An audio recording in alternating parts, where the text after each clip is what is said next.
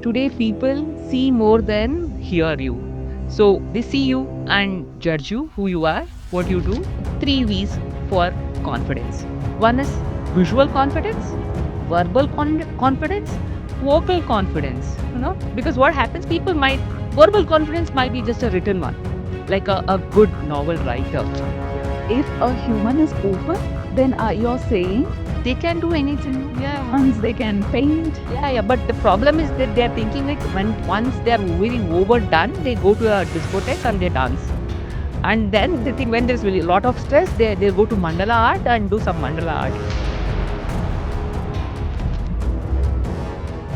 You only sell your confidence. Might be true. There is nothing called right, there is nothing called wrong. You can sell the baddest things in confidence. The storytelling with the confidence. Yeah, today all digital marketing runs through the confidence what people carry. They also know if in 14 days your fair cream will not become so fairer. You will not make you fair. They know it. They know it. That's why they have changed the word fair to more brighter, glowing. So, but the whatever our outcome is the same. What we are looking for.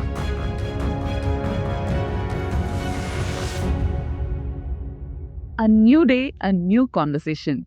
Welcome to the Life Grids conversation. Life is a mixture of so many things: dance, music, painting, science, logic, astrology, face reading. There are so many things. Do we get a guest who can speak about all these things? Yes, today we have Mr. Santosh Shivling. Welcome, Santosh. During the conversation, we'll get to know you. And so happy to have you. You are one person, a dancer, a musician, a painter, a teacher in design, fashion, and you're always featured in fashion weeks. You're a mixed personality.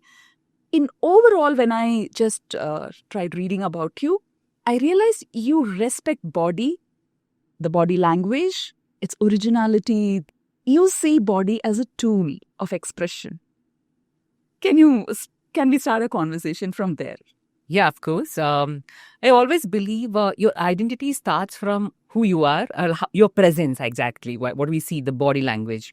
So I always believe because today people see more than hear you.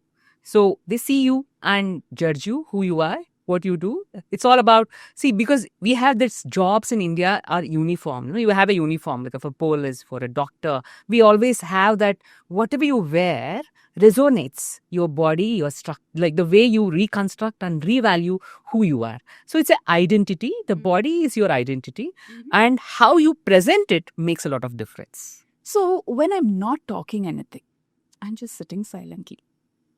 Still, is my body communicating? Yeah, of course, because when you put your finger and a gesture, like, still, it's just imagine, automatically your body tries to react to the words what you say. It's like that. Yeah. But I can make it very, very still. Even I can avoid these hand movements. Still, do you think that is talking something? Is there something called body language? That's my question. Okay. See, as I already quoted, that we see more than what we hear. People try to see you, then you start speaking. Okay. First they notice you, right? Like they see you, you're fairer, you're darker, your shape of the body, everything is counted. Life is so. They try to prejudge you before you start speaking something. So that's how they already communicated. You've communicated many things before you start speaking. Don't you think that is judging? Because that's how the media has taught us. It's a fat person, so probably the lifestyle is not great. A thin person, probably a very fit person. We judge. Dark person, maybe from South India. A fair person, right? So where is the body talking? It is your judgment speaking, right? Yeah, but what happens, the way you walk, the way you use your gestures, which really make a lot of difference. And I always feel one who is really virginal, one who is very spontaneous, try to use his body language. And when you're totally passionately speaking something, your body tries to justify what you're saying. That's how the body language works with your words. So is body language just the face? No, it's about your gesture, the posture. I have just found out this one thing, according to my research, that people who actually lack confidence, the people who actually do not know what they are saying is really true or false, whatever, when they have doubts, they try to touch their faces. It happens, if you know, it's a kind of acting course also when you are, because as I'm a trained theater artist, Okay. we always tell when you have a kind of doubt to deliver a dialogue, we always try to, okay, yeah, suddenly your gestures will be contradictory to the words what you say. That's how we have seen that people in real also what happens. Whenever you are not totally strongly confident about what you are saying, your body contradicts to the words what you're saying. Again, is it not again from the country specific? There are Europeans who are completely very straight faced. Then are you saying that we can't identify what their intent, whether it is Yeah. confidence or happiness, or they have a lot of percentage of people have a very straight face. So at that time also, is it their face or is it our expectation and judgment? Yeah, that of course, because two ways also it's there, like what happens, we Indians believe, because if you see in our movies, every movie has a song or a dance to express what exactly the story's theme is. Whereas in a Hollywood movie, you would have not found a song or a dance sequence to justify the whole story content. Right. Right. But today it's like vice versa. Even Hollywood is taking many things from India, where even they try to add on some music, try to be more expressive. Because Probably they want to sell it. India. Yeah, of course, because we are the biggest market now too. We're the consumers for them. Yes. Yeah. So in that way, I feel it's very much your environment, your situation, and the people around you change you according your body language also. So, okay, let's say if a confident person, Yeah. what would be their body language? So I really, first of all, the confidence in what actually? Confidence in your content, confidence of just being you, or confidence about your situation. There are so many ways of confidence, because what happens, a person is confident in their house. Okay. A person is confident in their profession. A person is confident in some activity, but not the other activity. Like a guy who can play cricket very well Okay. might not be confident to dance well. So how can the confidence cannot be judged always the same, right? It's about the content creates confidence, commitments, improvises your confidence. That's So what. it is the confidence itself. It's not possible that a person will be confident in all situation all the time. That does not work, because it depends, because somebody might not speak well, he might draw very well. There are 3 ways I will tell you that, okay? It's called 3 V's for confidence. Okay. One is visual confidence, verbal confidence, vocal confidence, because what happens, verbal confidence might be just a written one, like a good novel writer. A vocal confidence might be a good comparer or a presenter in a TV. He has a good way of vocal presentation. So visual presenter, as you know, who can sketch well. So 3 V's for confidence you should be having to a winner, but who might be good in these 3 ways. That is visually, verbally, vocally, you can express yourself. That is a building of your blocks for a very confident person. So is that an ideal confident person? Yeah, of course, I believe that if at all you're confident 3 ways, you can be good in many things. Okay. That's how I believe, because that's what I have trying to be. Because, as I told you, I'm a visual and performing artist. Whenever somebody says me, what do you do? It's very difficult for me to put across this question, because I believe I do many things which connect to these 3 V's. That is because I've written a book called Who is the Alien? It's a play. It's my verbal confidence. Visual confidence, because I do paint. My expressions, what I have felt, a lot of made of series of painting. Vocal confidence, that's what I do, my theater, my activities, and even I teach. That's my vocal confidence, because first thing I put in my class is that if anyone feels boring in my class, you can come and slap me. I thought this. I've put this sentence because I always believe that today's education system, if I'm so bored, because today so many ways to get entertained, I cannot find one student around me. It might be around me in the environment where I go around, not in the class, outside. You can always see a earpod, Yes, always. Means they are getting vocally or whatever, they're getting more entertained, Yes. or they'll be seeing a screen. So how should be the teacher then? That's what I believe. That's what I give more confident in my class. I try to make them feel that three V's, as I told you: the walk, the vocal confidence, the verbal confidence, the visual confidence.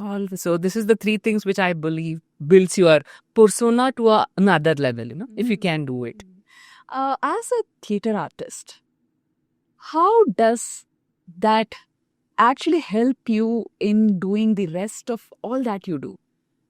Yeah, once I started my journey into art, I was a dancer. Okay. Where I was not standing on speaking for what I was doing. And dancing was okay, somewhat I was enjoying, I was doing. So once I started sketching, painting. I'll tell you, like, dancing is something which started to know about my flexibility. Okay. When I'm flexible, even my hands started moving, I can draw very well. So that's how the root is. The root is connected. See, that's why I tell you, somebody says, how come you're doing this? How come you're doing that? It's all connected. We are human beings, Once you know the way your body works, that's what is the dance. Then you start sketching. That's what I did. Then I start speaking in the same way, how confidently I did. That's become the theatre. That's the theatre practice, which made me to be really, I'm very thankful to my theatre teachers who actually made me to be, my confidence level started to boost. Like I was not, though I was not, I don't have any stage fear because I was a dancer, but really putting the words on the stage was really difficult until I started learning theatre. That made me to be impactful in what I speak and how I speak. That so many ways they teach you. Okay. That is called there is something called mouthing. People are not much aware about it. Mostly they'll be knowing about improvisation, about stressing of the words. Many people don't know what is the mouthing word means. Mouthing, the mouth. What is it? The mouth is how your vocal cords, you leave when I'm telling a word, how is my mouth? That's how the moving, that's how all the movies have this lip syncs, people dubbing artists, because you're dubbing, somebody's done. Somebody's actually doing your voice over.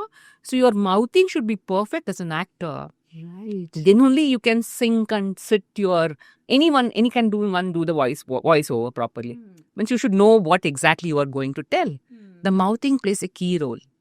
Were you born dancer? Were you a born musician? Were you a born artist? Were you a born theatre artist? Or did you train? My question here is, can anybody who has a body, can they dance? Can they paint? Can they be a theatre artist? Of course, that's what exactly it is. It's a basic human thing. Its only problem with us is that our education system, our academic section has not made it so. But nowadays, many international schools are coming where you have a part, it's being more major.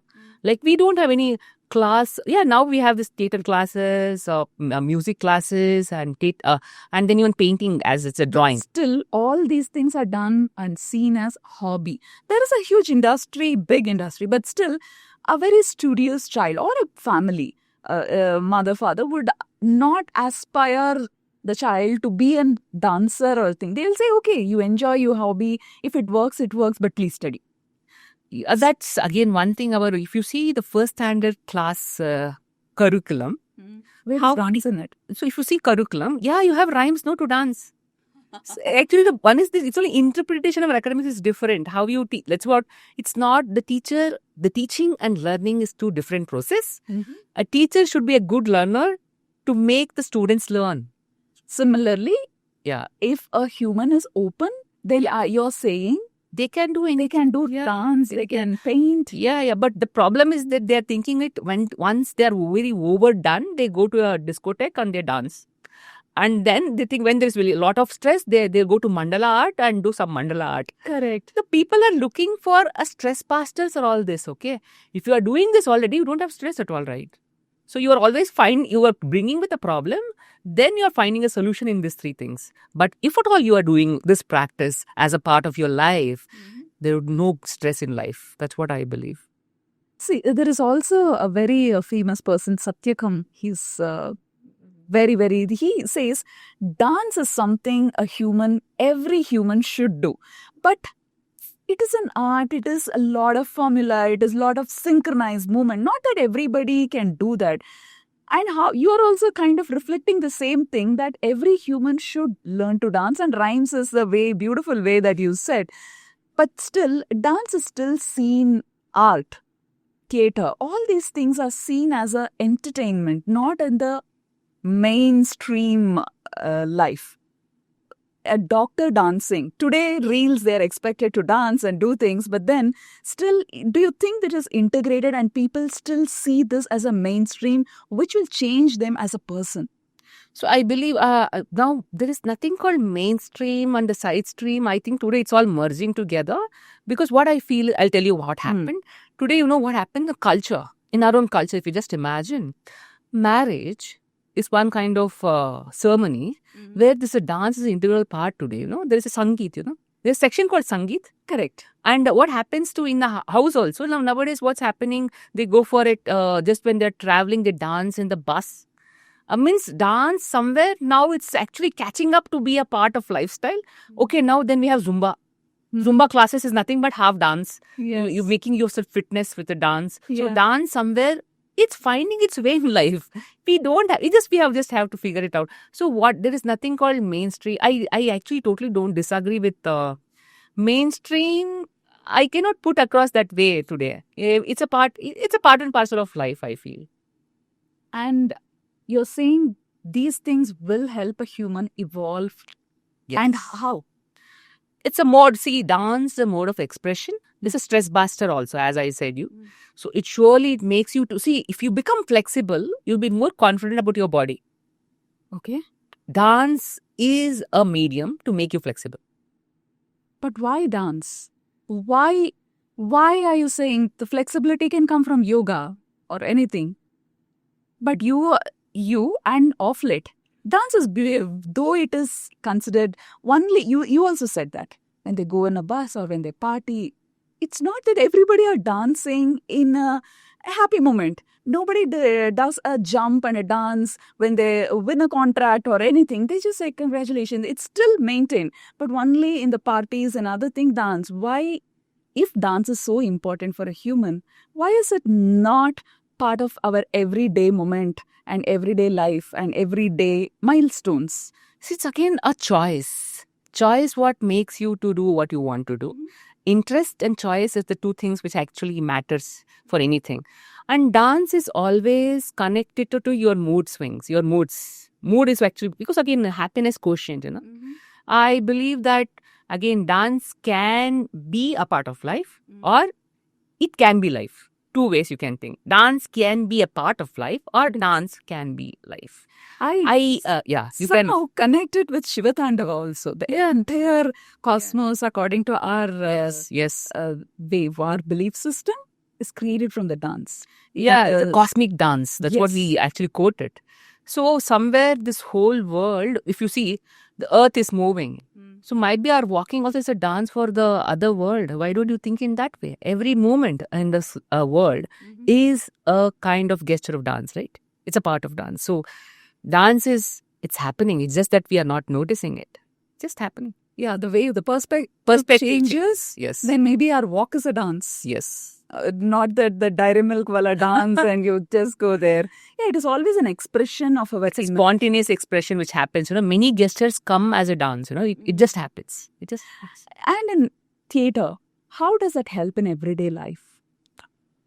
Theater actually brings discipline, commitment, and it always tries to make you more focused on what you have to do. That is what I have come, because theater has made me to be the person what I am. See, 80% of my whatever my personality today, if I carry confidence in whatever I have to say, it's just because I have started to say, which was written by somebody. Now I say something which I have to say. Yeah. That's a process, you know. That's why I'll tell you there's 3 ways of putting. Observation, perception, presentation is what any art form is. In theater, we start, first thing is called reading the play, reading the dialogues. Then we have something called casting. They cast who is doing what. Then they distribute. First, reading means you read everything, the whole book, the whole story. Every artist has to do that? Yes. Okay. That is how the real theater is taught. Today, it's not like the real Zamana where you just know what you are doing. Right. So, whereas when you practice a traditional theater form, you have to read the whole play which you are going to enact and know all the characters' emotions and their characterization. Then the director will decide who is he casting for each role. That was casting. Then we have a process called blocking. Where is your entry? Where is your exit? What you are doing when you are talking this?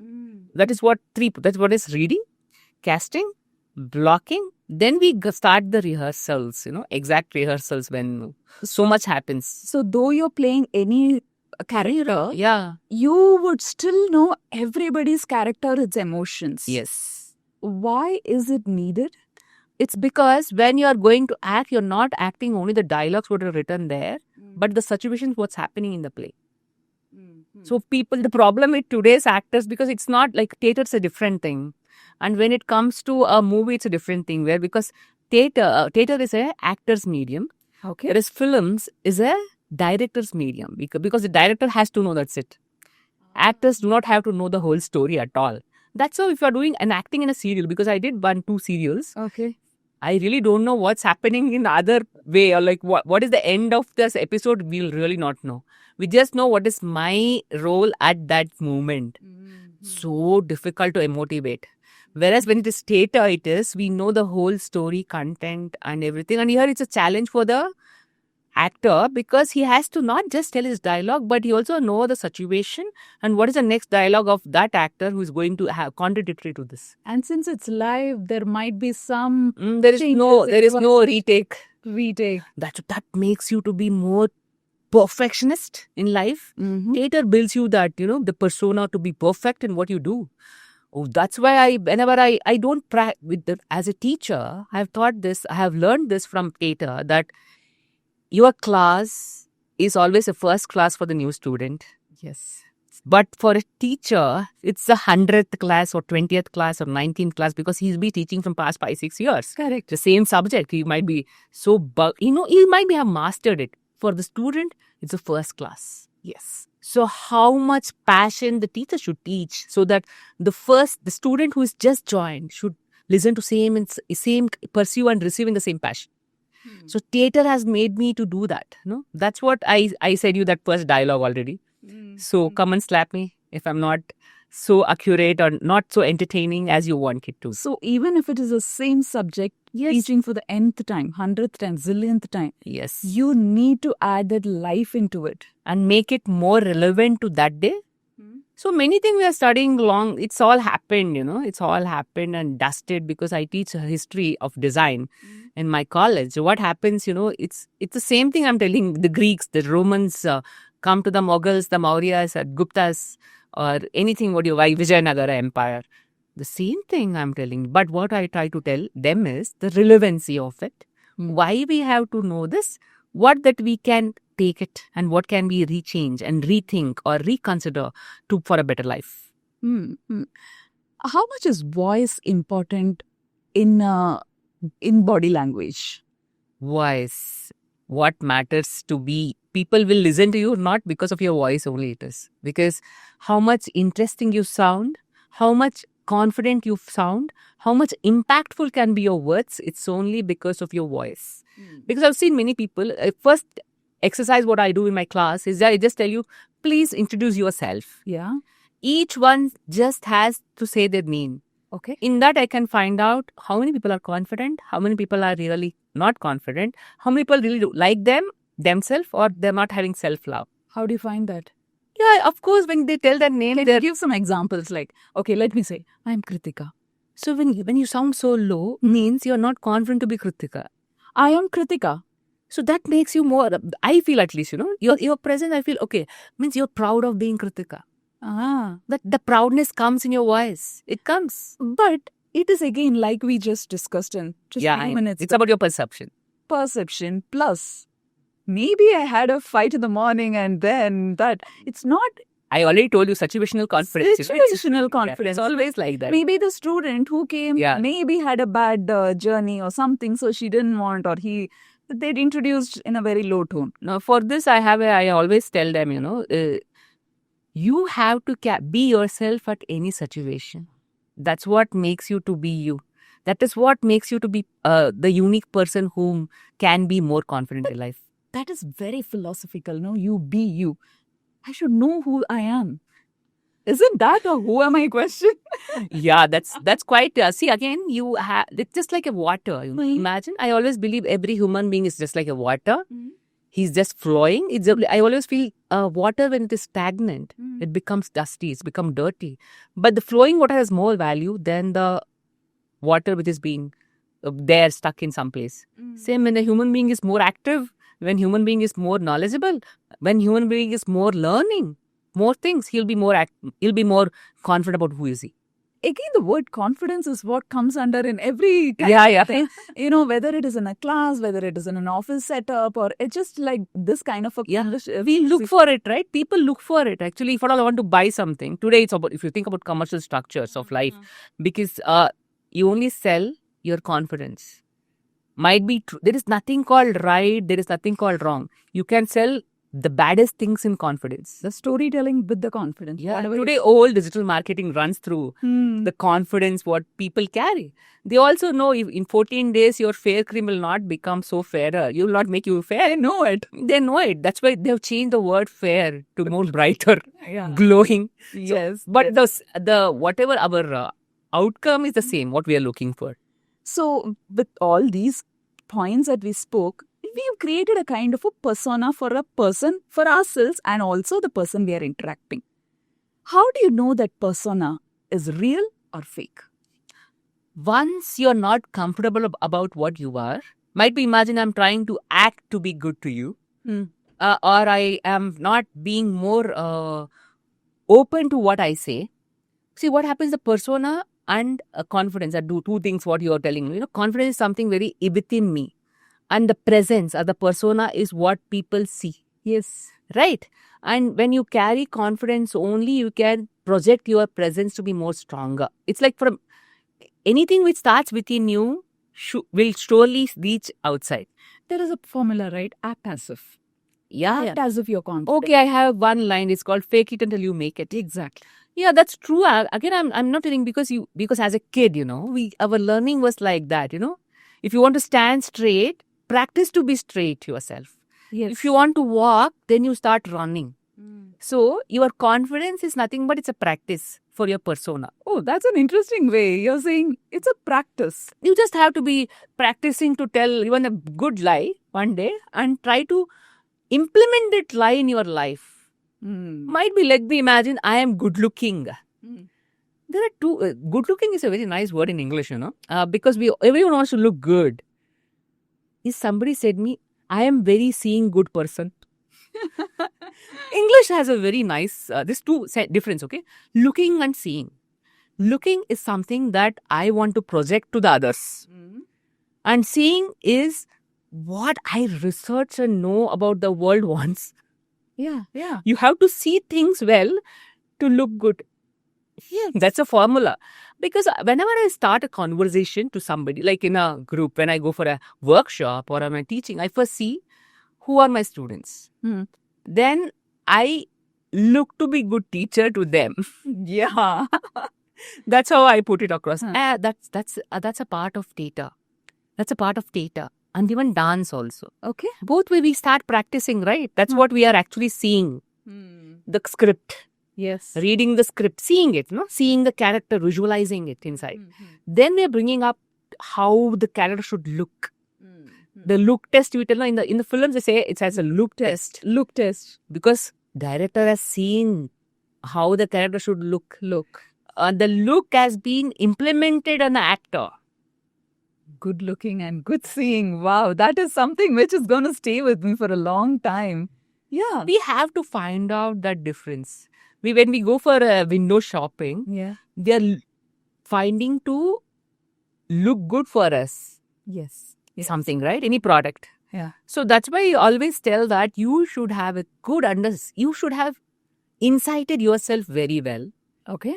To look good. Because you should judge yourself and know what looks good on you, right? How can you project yourself to be the best? So for that, I have to see myself. Yes. Then only I can look within to find you outside. Yeah. Okay. That is a see within and the look outside. Yeah. Then only you can find, like that's how it is.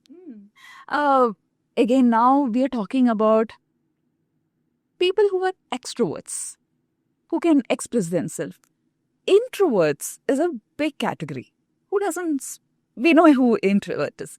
How do they represent? Because you see young Gen Z people and much younger people you're teaching and you're in your workshops, how are the extroverts and the introverts express themselves differently? So what happens today? Introvert is something who are very good in virtual world. I have found out today people who might not speak to the 10 people, they become the best influencers on Instagram. Keyboard warriors. Yeah, there are many people. Why? Because Do you think that is a real life and a good life? I don't know what is happening to the present generation. They believe that if they could impress the screen, they've been impressing all the 100 people around. I have seen that, virtually introverts play a key role. Virtually the introvert play because some people are very good gamers, online gamers and all this. Because when I become a jury for any external examiner and I go for a viva, I have seen this. Many students might not exactly speak the same words what their work speak. Might be whatever they're presenting are really good, but they don't have confidence about what they are telling. It does not go into rhythm. That's what the introvert problem here is. That they are knowledgeable, they know things, it's only they don't know how to put it up, like how they could execute what they know. But how should they? How should they? They have to first start to build the comfort zone. The comfort zone is what exactly makes you to be introvert or extrovert, okay? It's about your mindset. When so many people are there who are... So are you saying you have to force all the introverts to be then extrovert? No, it's again, where do you need introverts? Where do you need extrovert? Again, matters. What is the role you're playing in the society? That was a key role. Again, the situation. So an extrovert can also be an introvert. Yeah. And an introvert can be an extrovert in certain situations. That is a good deal. Yeah. Of course, same thing like just as you carry confidence, I told. Yeah. The confidence quotient makes you to be introvert or extrovert also. Might be some things, if somebody is very good knowledge about certain subject, he'll be very extrovert in that subject. Right. When there is other subject where he has very least knowledge about it, of course you'll be in the backbench. So that why should I be caught because I really don't know what it is. And interest plays a key role for anything. Anything you should have interest to learn, interest to build. You were talking about the comfort zone the introvert has to create for themselves. Yes. Is it that easy? There is nothing easy until it's easy is always connected to the problem what you have actually, easy and not easy. Easy, like I can do the word easily or something. It comes again. The question is problem solving skills of you. What do you think it is a problem? What do you think is not a problem? Okay, let's say this itself. A person who doesn't like to be very an introvert person, but has a desire to go onto the stage and speak.